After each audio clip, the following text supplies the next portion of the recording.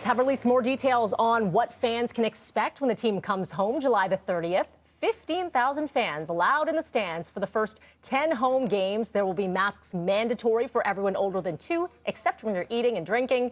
250 frontline workers can watch the homestand games for free.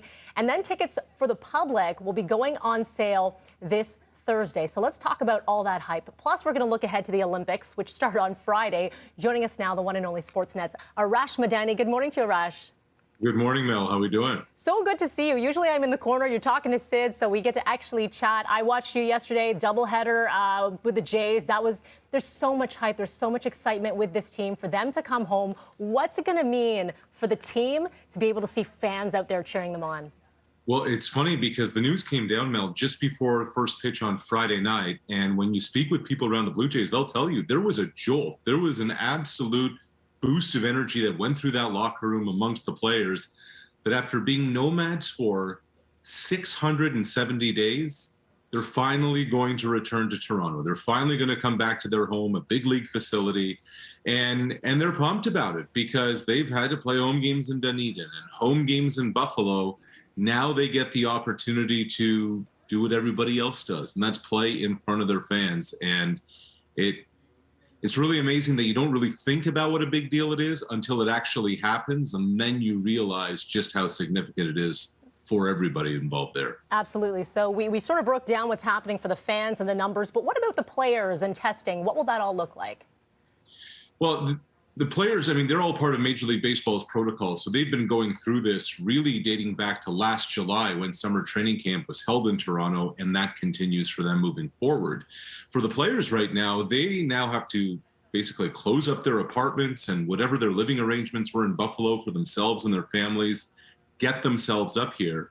But, you know, what's going to be important to understand is that for vaccinated players, Mel, it's just going to be like everybody else in Toronto. They can be out and about and visit patios and walk around the city. But for those who are not vaccinated, the Players Association has signed off on these protocols that effectively they'll be in a bubble. If they're flying in from New York, home team, road team, doesn't matter, they will be either at the stadium or at the hotel attached to the stadium and nowhere else and nothing else. So that's a big caveat of the Blue Jays being permitted to return to Toronto and getting that national interest exemption signed by the federal government. Absolutely. All right, I want to get your take. We are just a few days away from the Olympics. We're already starting to see some athletes in the village, a handful of them testing positive.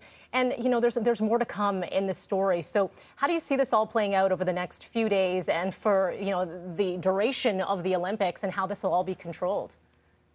Well, there will be more positive COVID tests. That's the reality. As of now, 7 a.m. Eastern time on the 19th of July, there are 3 South African soccer players who have tested positive. They are in the Olympic Athletes Village. They have had close contacts with a couple of dozen other Olympians. And they're scheduled to play in 3 days, Mel, against Japan, you know, so the host country that wants nothing to do with these Olympics. This is going to be something unlike anything we've ever seen before. There are no fans allowed in these venues, not even from the home country. First, it was just the foreigners were not allowed into the country.